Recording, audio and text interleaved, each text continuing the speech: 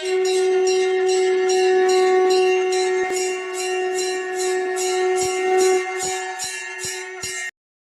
ஸ்ரீ குருப்பியோ நமः. ஓம் கம் கணபதயே நமः.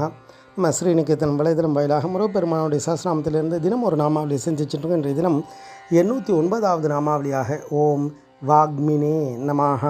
முருகப்பெருமான இந்த நாமாவளி நன்கு பேசும் திறன் உடையவருக்கு நமஸ்காரம் அப்படின்னு வர்ணிக்கிறது. இறைவனுடைய சக்தி பெரும் கருணை உடையது. அதே சமயத்தில் அவருக்கு இயலாதது அப்படின்றது ஒரு பொருளே கிடையாது, எல்லாமே அவருக்குள்ளே அடக்கம். அப்போ இந்த இடத்துல நல்ல பேச்சாற்றல் உள்ளவராக அவரை ஏன் சொல்லணும் அப்படின்னா, அவருடைய நிலை என்ன, அவர் எப்பேற்பட்டவன்றதை நம்ம தெரிஞ்சுக்கிறோம்.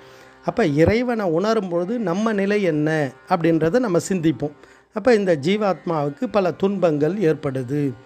நல்ல நிலையும் வரக்கூடிய துன்ப நிலையும் எதால் ஏற்படுதுன்னா நம்மளுடைய வாயின் மூலமாக தான் ஏற்படுது.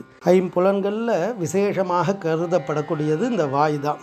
அதனால்தான் இந்த வாயின் மூலமாக தான் உணவை எடுத்துக்கிறோம்.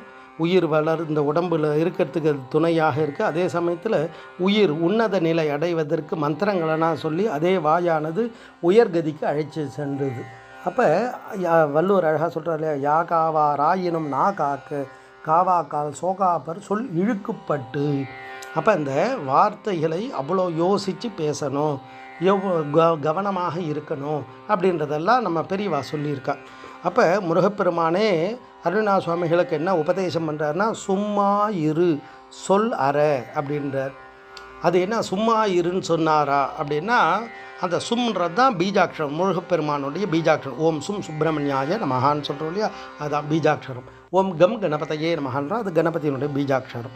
அது மாதிரி சும்மா இரு அப்படின்னு சொல்லிட்டார். அப்போ அந்த சும்மா இருன்னா எதை சும்மா இருக்க சொன்னார் அப்படின்னா, இந்த பிரபஞ்சத்தில் இருக்கக்கூடிய எல்லா நினைவுகளிலிருந்தெல்லாம் விலகி அந்த மந்திரத்திலே மூழ்கி இருந்தார் 12 வருடம். அதுக்கப்புறம் மௌன நிலையில் இருந்த அந்த பரம்பொருளை அதே முருகப்பெருமான் திருப்புகழ் பாடு அப்படின்னு சொல்கிறார். சும்மா இருக்க சொன்னவரும் அவர் தான், திருப்பி பாட சொல்கிறவரும் அவர் தான். ஏன்னா அந்த ஆற்றல் கொடுப்பவர் அவரால் மட்டும்தான் முடியும். அப்போ தான் 16,000 திருப்புகழ்களை பாடுறார். நமக்கு கலியுகன்றதால கொஞ்சம் சிறிது தான் கிடைச்சிருக்கு. அப்போ அந்த திருப்புகழில் அந்த மௌன மந்திரங்களை எல்லாம் எப்போ ஏற்பட்டது அப்படின்றதெல்லாம் வர்ணிப்பார். இறைவன் தன்மை என்ன அப்படின்றதெல்லாம் வர்ணிக்கிறார். சுவாமி எப்படி இருக்கார், அகர முதலென உரை செய்ய 51 அக்ஷரமும் அகில கலைகளும் வெகுவிதம் கொண்ட தத்துவமும் அபரிமித சுருதியும் அடங்கும் தனிப்பொருளை. சுவாமி எப்பேற்பட்டவர், அவர் எப்பேற்பட்ட பொருள் அப்படின்றது இதில் சொல்கிறார்.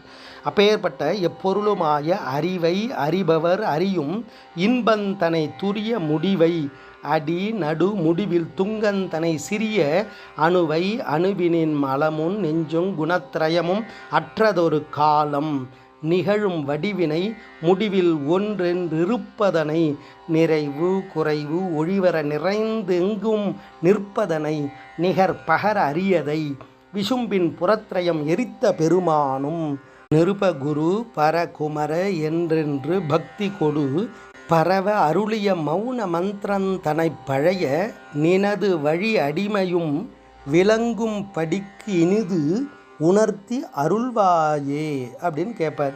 அப்போ இறைவனுடைய அனுக்கிரகம் இருந்தாதான் மௌன மந்திரம், அந்த மௌனத்தின் பயனாக, அந்த மந்திரத்தின் பயனாக இறைவனுடைய புகழையே பாட முடியும். அந்த பேச்சு திறன் வெளிப்படும். இதெல்லாம் யாரால் கிடைக்கும்னா குமார பரமேஸ்வரனால் தான் கிடைக்கும். அதை கொடுப்பவராக, நன்கு பேசும் திறன் உடையவராக குமார பரமேஸ்வரன் இந்த நாமாவளி தத்துவார்த்தமாக வர்ணிக்கிறது. ஓம் வாக்மினே நமஹ. ஸ்ரீ குருப்பியோ நமஹ. ஓம் சும் சுப்பிரமணியாய நமஹ.